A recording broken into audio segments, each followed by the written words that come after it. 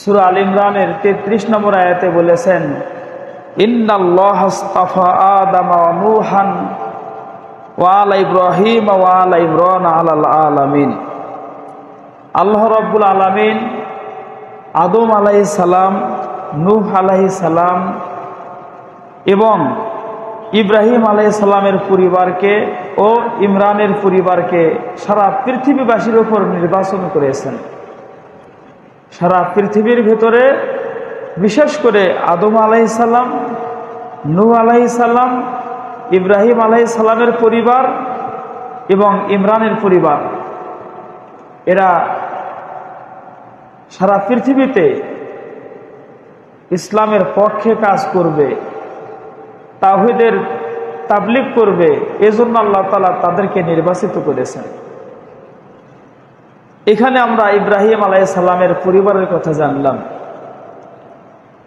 আল্লাহ রাব্বুল আলামিন সূরা আনকাবুতের 27 নম্বর আয়াতে বলেন, ওয়া ওয়াহাবনা লাহু ইসহাক ওয়া ইয়াকুব ওয়া জাআলনা ফি যুররিয়াতিহি নুবুওয়াতা ওয়াল কিতাব। আমরা ইব্রাহিম আলাইহিস সালামকে দিয়েছি বা দান করেছি ইসহাক আলাইহিস সালামকে, ইয়াকুব আলাইহিস সালামকে, এবং তার সন্তানদের ভেতরে আমরা নবুয়ত রেখে দিয়েছি এবং কিতাব দিয়েছি।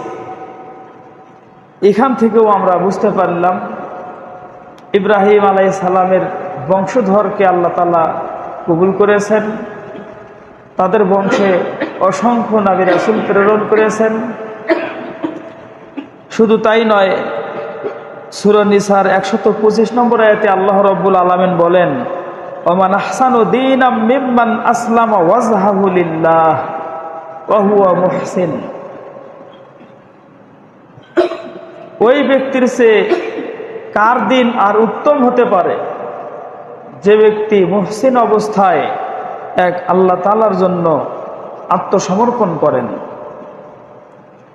ওয়াত্তাবা মিল্লাত ইব্রাহিম হানিফা, এবং ইব্রাহিম আলাইহিস সালামের একনিষ্ঠ ধর্মের অনুসরণ করে থাকেন। এরপর আল্লাহ তাআলা বলেন, আত্তাখাযাল্লাহু ইব্রাহিমা খলিলা। আল্লাহ তাআলা ইব্রাহিম আলাইহিস সালামকে বন্ধু হিসাবে গ্রহণ করেছেন। সুবহানাল্লাহ। ইব্রাহিম আলাইহিস সালাম আল্লাহর বন্ধু, আল্লাহ তাআলা তাকে বন্ধু হিসাবে গ্রহণ করেছেন। শুধু তাই নয়, সূরা মুমতাহিনার 4 নম্বর আয়াতে আল্লাহ তাআলা বলেন, কদ কানাত লাকুম উসওয়াতুন হাসানাহ ফি ইব্রাহিম ওয়াল্লাযিনা মাআহু। ইব্রাহিম আলাইহিস সালাম এবং তার সঙ্গে যারা ছিলেন তাদের মধ্যে তোমাদের জন্য রয়েছে উত্তম আদর্শ। আল্লাহ তাআলা আমাদেরকে বলেছেন, আল্লাহ তাআলা আমাদেরকে বলেছেন ইব্রাহিম আলাইহিস সালাম এবং তার সাথে যারা ছিলেন, অনুসারী যারা ছিলেন, তাদের মধ্যে তোমাদের জন্য উত্তম আদর্শ রয়েছে। সুতরাং ইব্রাহিম আলাইহিস সালাম এবং তার সঙ্গী সাথী সারাটি জীবন কিভাবে তারা অতিবাহিত করেছেন, আমরা সেই দিকে খেয়াল করলে আমরা অনেক কিছুই জানতে পারবো, অনেক শিক্ষা আমরা গ্রহণ করতে পারবো।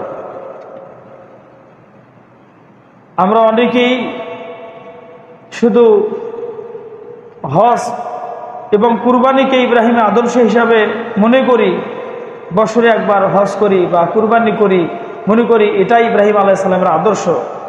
ইব্রাহিম আলাইহিস সালামের আদর্শ শুধু হজ এবং কুরবানির মধ্যে সীমাবদ্ধ নয়, তার পুরো জীবনটাই আমাদের জন্য আদর্শ। ইব্রাহিম আলাইহিস সালাম তিনি আনুগত্যের ক্ষেত্রে একনিষ্ঠ ছিলেন। আল্লাহ রাব্বুল আলামিনকে একমাত্র রব হিসাবে মানতেন, তার আনুগত্য করতেন এবং এই দাওয়াত তাবলীগ করতে গিয়ে অনেক নির্যাতনের সম্মুখীন হয়েছেন, তবুও তিনি তার দাওয়াত তাবলীগ চালিয়ে গিয়েছেন। যখন যাকে যেভাবে বোঝানো প্রয়োজন তখন তাকে সেভাবেই তিনি বুঝিয়েছেন। যেমন একটা ঐতিহাসিক ঘটনা আমরা জানি একভাবে, আসলে ঘটনাটা অন্যরকম। আমরা ছোটবেলায় শুনেছি, অনেক আলেম ওয়াজের ভেতর বলতেন, এখনো মুরব্বীরা অনেক সময় গল্প করেন ইব্রাহিম আলাইহিস সালাম যখন পৃথিবীতে আগমন করেন, ওই সময় নমরুদ স্বপ্ন দেখে এক ছেলে জন্মগ্রহণ করবে, সে নমরুদের রাজত্ব কেড়ে নেবে। এজন্য নমরুদ যে কোনো ছেলে সন্তান হলে হত্যা করে। ইব্রাহিম আলাইহিস সালামের মা যখন বাচ্চা প্রসব করবেন, উনি একটা গর্তের ভেতর গেলেন, সেখানে বাচ্চা প্রসব করলেন। ইব্রাহিম আলাইহিস সালাম ওই গর্তের ভেতরেই থাকেন। তার এক আঙ্গুল চুষলে দুধ বের হয়, আর এক আঙ্গুল চুষলে মধু বের হয়, আর এক আঙ্গুল চুষলে পানি বের হয়। এভাবে দুধ, মধু, পানি খেয়ে জীবন ধারণ করেন। এই ঘটনাগুলি সরাসরি কোরআনে বা সহিহ হাদিসে নেই। এই কথাগুলো ভিত্তিহীন। আমরা আরো শুনেছি ইব্রাহিম আলাইহিস সালাম গর্তের ভেতরে থাকার কারণে উনি চন্দ্র, সূর্য, তারকা কোনোদিন দেখেননি। হঠাৎ যখন তিনি পৃথিবীতে আসলেন, গর্ত থেকে বের হয়ে আসলেন, উনি তারকা দেখতে পেলেন। বললেন, এটা মনে হয় আমার রব। আবার তারকা ডুবে গেল। উনি বললেন, না, ইনি তো রব হতে পারেন না, যে ডুবে যায় সে রব হয় কিভাবে। এরপর চন্দ্র দেখলেন, উনি বললেন, এটাই আমার রব। চন্দ্র তারকার চেয়ে অনেক বড় দেখা যায়, উজ্জ্বল দেখা যায়, কিন্তু চন্দ্র ডুবে গেল। উনি বললেন, না, এটা আমার রব হতে পারেন না। এবার সকালবেলায় উনি সূর্য দেখলেন, সূর্যের আলো আরো বেশি সারা দুনিয়া আলোকিত করে দিচ্ছে। উনি মনে করলেন এটাই আমার রব, কিন্তু সন্ধ্যার টাইমে সূর্য ডুবে গেল। উনি বললেন, না, যে ডুবে যায় সে আমার রব হতে পারে না। এইগুলি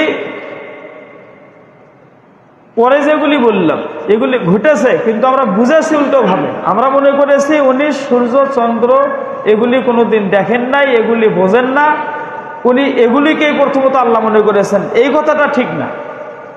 উনি যখন দুনিয়াতে আগমন করেন, ওই সময় কিছু মানুষ মূর্তি পূজা করত, কিছু মানুষ তারকা পূজা করত, কিছু মানুষ সূর্য পূজা করত, মানুষ বিভিন্ন বস্তুর পূজা করত। যিনি সৃষ্টিকর্তা, হায়াত মৌতের মালিক, যিনি প্রকৃতপক্ষে আমাদের মাবুদ, ইলাহ, উপাস্য, তাকেই মানুষ ভুলে গিয়েছে। মানুষকে বোঝানোর জন্য, মানুষকে দাওয়াত দেওয়ার জন্য উনি এইভাবে বলেছিলেন।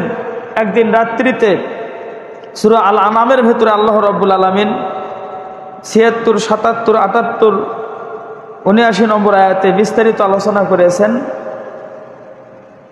এক অন্ধকার রাত্রিতে ইব্রাহিম আলাইহিস সালাম তারকা দেখতে পেলেন। উনি তারকা পূজারীদেরকে মূলত ভুল প্রমাণ করার জন্য বললেন, এটা আমার রব। কি সুন্দর উজ্জ্বল তারকা, এগুলি আমার রব। যখন তারকা ডুবে গেল, তখন উনি বললেন, ফালাম্মা ফালা ক্বালা লা উহিব্বুল আফিলিন, যারা ডুবে যায় আমি তাদেরকে পছন্দ করি না, ওরা রব হতে পারে না। এরপর ফালাম্মা রাআ আল কমার, যখন তিনি চন্দ্র দেখলেন, তখন তিনি বললেন, এটাই আমার রব। যখন চন্দ্র ডুবে গেল, তখন উনি আবার বললেন যে আমার রব আমাকে হেদায়েত দান না করলে আমি তো পথভ্রষ্ট হয়ে যাব, এটা তো রব নয়, সে তো ডুবে গেল। এইভাবে চন্দ্র পূজারী, তারকা পূজারীদেরকে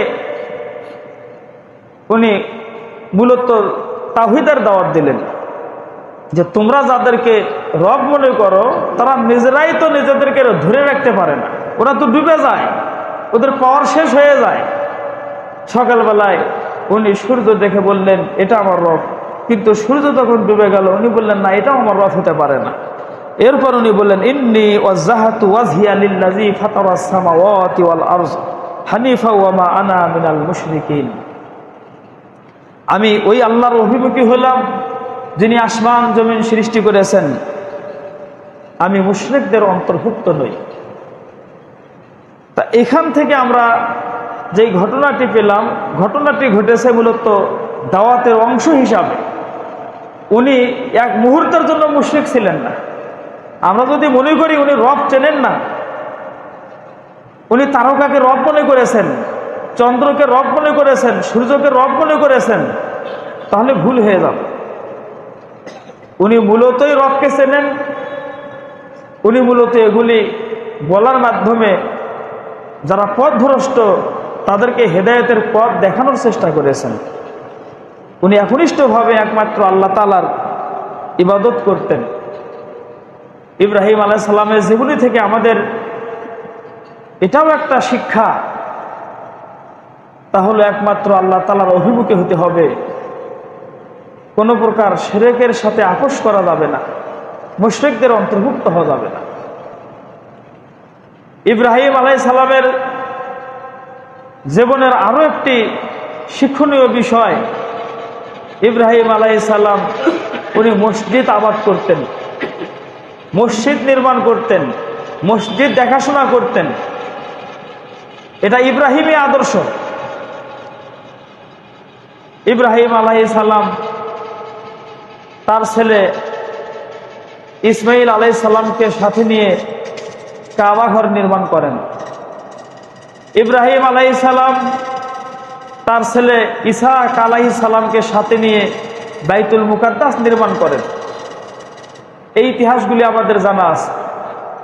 আল্লাহ রাব্বুল আলামিন সূরাতুল বাকারা 125 নম্বর আয়াতে বলেন,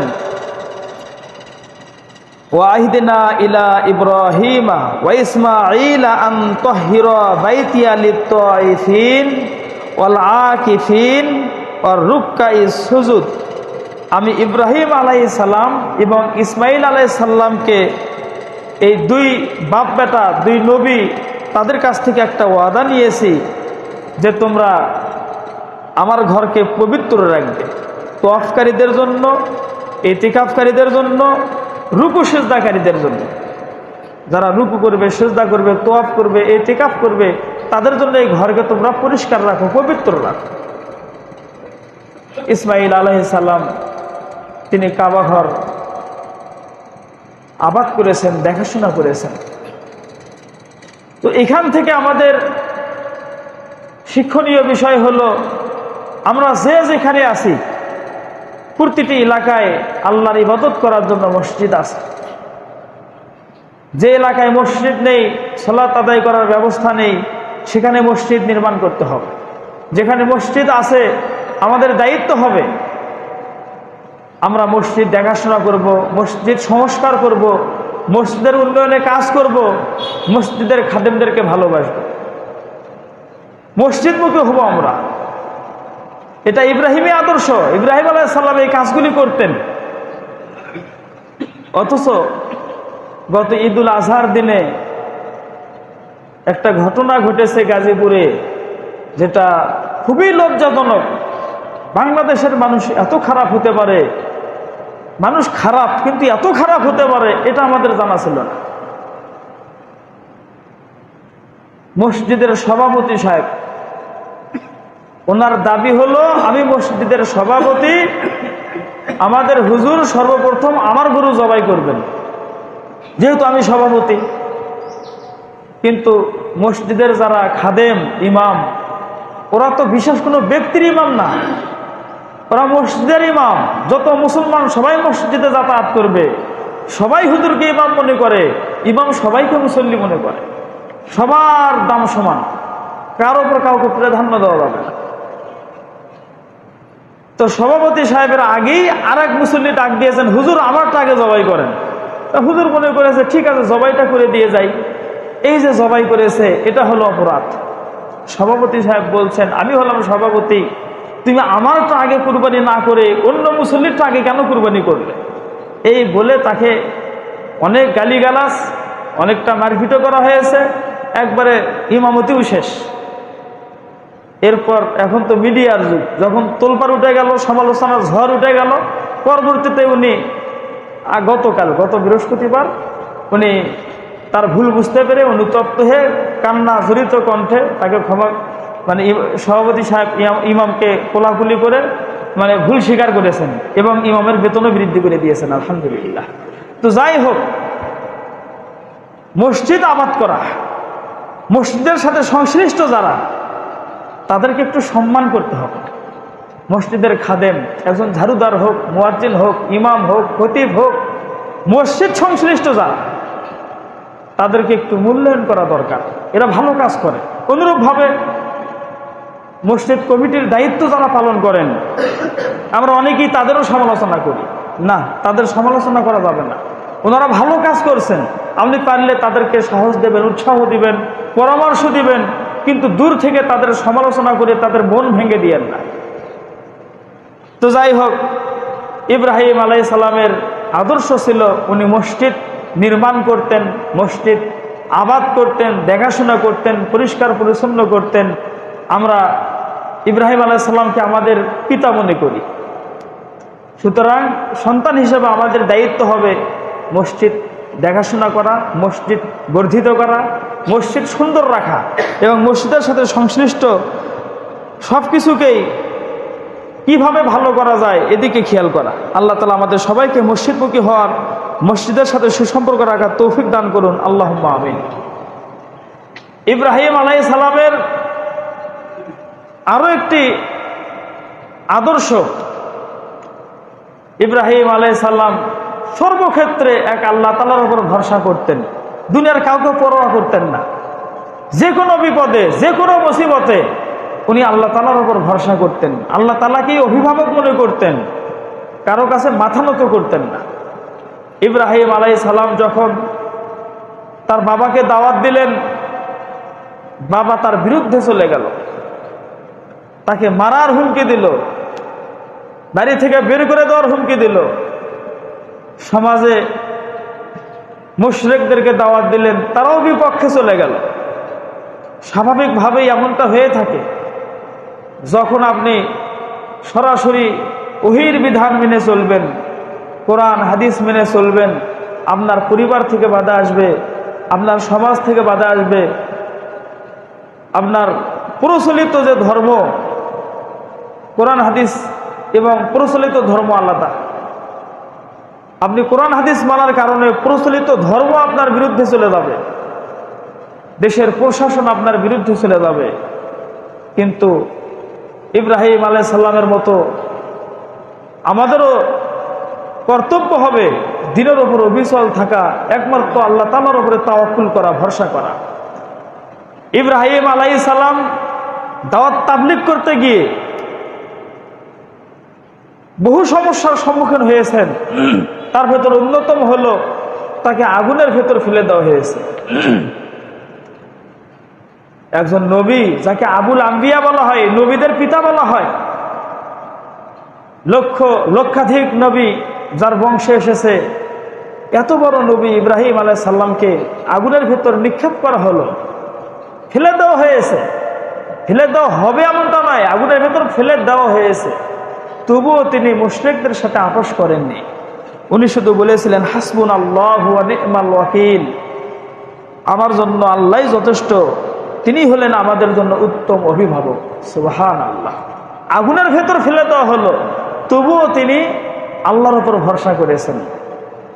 আল্লাহর উপর ভরসা করার কারণে আল্লাহ তাআলা তার উপর খুশি হয়ে আগুনের কাছে আদেশ করলেন, ইয়া নারু কুনি বারদাও ওয়া সালামান আলা ইব্রাহিম। হে আগুন, তুমি ঠান্ডা হয়ে যাও, তুমি ইব্রাহিমের জন্য আরামদায়ক হয়ে যাও। আগুন ঠান্ডা হয়ে গেল, আরামদায়ক হয়ে গেল। ইব্রাহিম আলাইহিস সালামের কোনো ক্ষতি হলো না। সুবহানাল্লাহ। এই হলো ইব্রাহিমের আদর্শ। আমরা তাওহীদের কাজ করতে গিয়ে, সরাসরি কোরআন সুন্নাহর পক্ষে কাজ করতে গিয়ে যে কোনো বাধার সম্মুখীন হলে একমাত্র আল্লাহ তাআলার উপর ভরসা করব। ইনশাআল্লাহ আল্লাহ তাআলা আমাদেরকে সাহায্য করবেন, যেভাবে আমাদের পিতা ইব্রাহিম আলাইহিস সালামকে আল্লাহ তাআলা সাহায্য করেছিলেন। এটা হলো আমাদের ইব্রাহিমের আদর্শ। আমরা আল্লাহর উপর তাওয়াক্কুল করব, আল্লাহ তাআলার উপর ভরসা করব। ইব্রাহিম আলাইহিস সালামের আরো একটি আদর্শ হলো, ইব্রাহিম আলাইহিস সালাম আল্লাহ তাআলাকে খুশি করার জন্য আল্লাহ রাব্বুল আলামিনের যে কোনো আদেশ উনি সাথে সাথেই মেনে নিয়েছেন। কোনো প্রকার দ্বিধাদ্বন্দ্ব করেন নাই। ইব্রাহিম আলাইহিস সালামের 86 বছর বয়স, সন্তান নেই। আল্লাহ তাআলার কাছে দোয়া করলেন, আল্লাহ আমাকে একটা সৎ সন্তান দাও। আল্লাহ তাআলা দোয়া কবুল করে ইসমাইল আলাইহিস সালামকে দান করলেন। ছোট্ট অবুঝ সন্তান ইসমাইল এবং তার মা হাজেরা। ছোট ইসমাইল মায়ের দুধ খায়।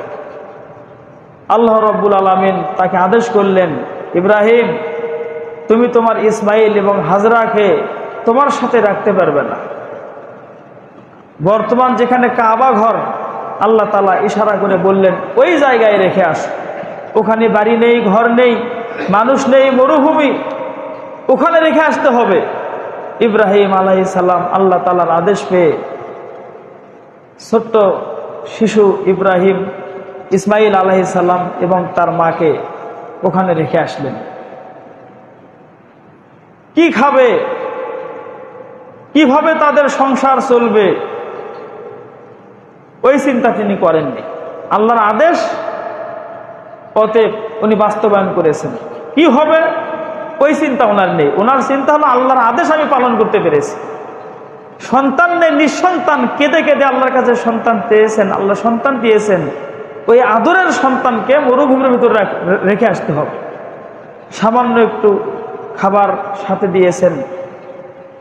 ওই খাবার দিয়ে উনি যখন ফিরে আসলেন, যখন দেখা যাচ্ছে না, স্ত্রী সন্তানকে আর দেখা যায় না, এরকম আড়ালে এসে আল্লাহ তাআলার কাছে দোয়া করলেন।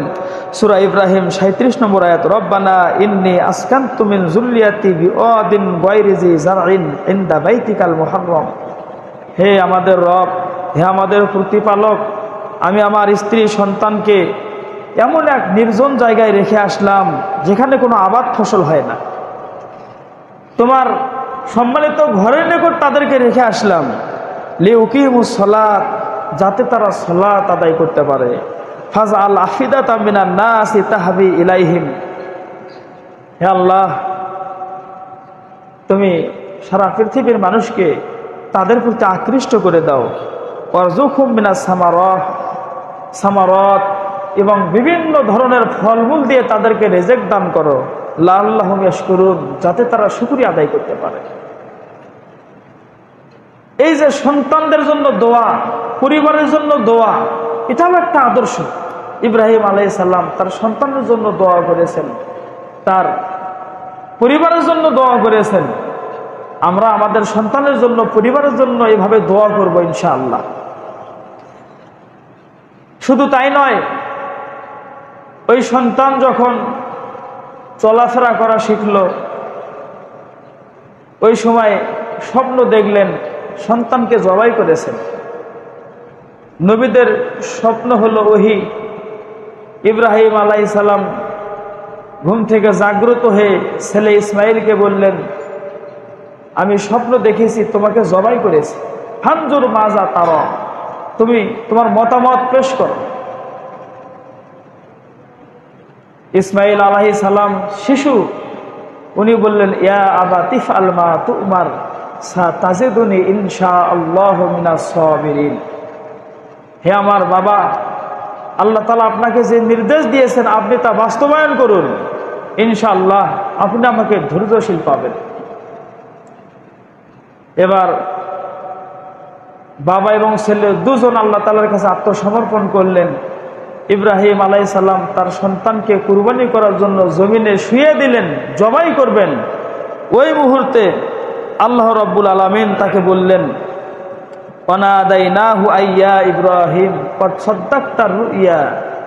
আমরা ডাক দিয়ে বললাম, হে ইব্রাহিম, তুমি তোমার স্বপ্নকে সত্যে পরিণত করতে পেরেছো। সুবহানাল্লাহ। তখন সন্তানকে আর কুরবানি করতে হলো না, একটা দুম্বা পাঠানো হলো। ইব্রাহিম আলাইহিস সালাম ওই দুম্বা জবাই করলেন। তখন থেকে আমাদের কুরবানির বিধানটা এসেছে। এই যে ত্যাগ, আল্লাহ তাআলাকে খুশি করার জন্য উনি নিজে আগুনের ভেতর গেলেন, আল্লাহ রক্ষা করলেন। আল্লাহ তাআলাকে খুশি করার জন্য শিশু পুত্র ইসমাইল আলাইহিস সালামকে তার মা সহ নির্জন মরুভূমিতে রেখে আসলেন। একমাত্র আল্লাহ তাআলাকে খুশি করার জন্যই। ইসমাইল আলাইহিস সালাম যখন একটু বড় হয়েছে, চলাফেরা শিখেছে, ওই সময় তাকে জবাই করতে গেলেন শুধু আল্লাহকে খুশি করার জন্য। তো আল্লাহ তাআলাকে খুশি করার জন্য এরকম জটিল জটিল মুহূর্তে যখন যে নির্দেশ এসেছে ইব্রাহিম আলাইহিস সালাম প্রতিটি পরীক্ষায় সফলতার সাথে পাশ করেছেন, আল্লাহ তাআলার সন্তুষ্টি অর্জন করেছেন। শুধু তাই নয়, ইব্রাহিম আলাইহিস সালামের জীবনের এরকম ঐতিহাসিক অনেক ঘটনা রয়েছে। আমরা আলোচনা না বাড়িয়ে পরিশেষে বলছি, ইব্রাহিম আলাইহিস সালামের আরো একটি আদর্শ হলো তিনি আল্লাহ তাআলার শুকরিয়া আদায় করেছেন, কৃতজ্ঞ থেকেছেন। আল্লাহ রাব্বুল আলামিন বলেন, আলহামদুলিল্লাহ আল্লাযী ওয়াহাবা লি আলাল কিবারি ইসমাঈল ওয়া ইসহাক ইন্না রাব্বি লাসামিউদ দুআ।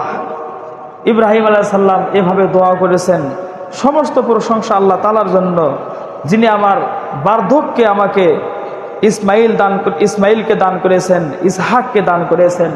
নিশ্চয় আমার রব দোয়া শ্রবণকারী, কবুলকারী। সুবহানাল্লাহ। এভাবে তিনি শুকরিয়া আদায় করেছেন। আমরা আল্লাহ তাআলার বহু নিয়ামত পেয়েছি, শুকরিয়া আদায় করি না।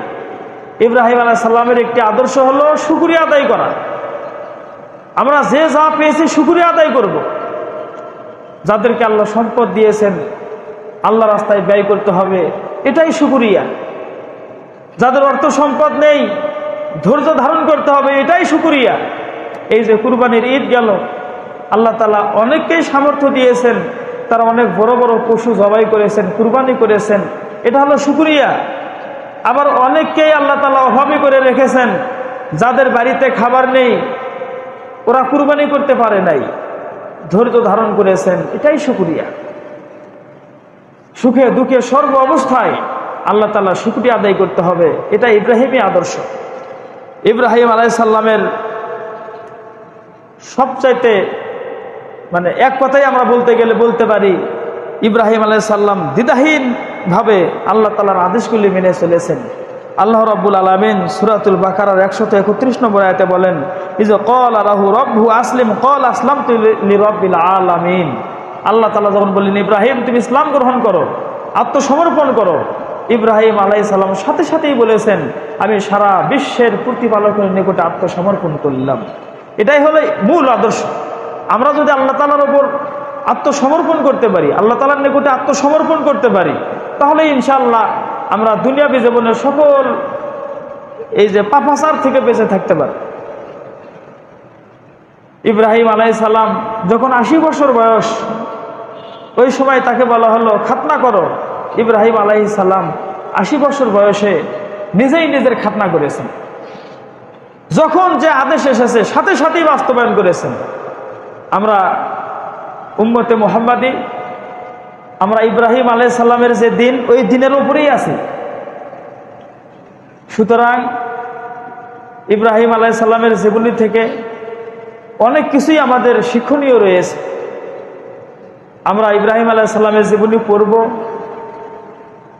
এবং এগুলি থেকে আমাদের যেগুলি শিক্ষণীয় আমরা সেগুলি গ্রহণ করার চেষ্টা করব। পরিশেষে আমি সবার কাছে উদাত্ত আহ্বান জানাবো, আসুন ইব্রাহিম আলাইহিস সালামের মতো আমরা আল্লাহ তাআলার নিকটে আত্মসমর্পণ করি।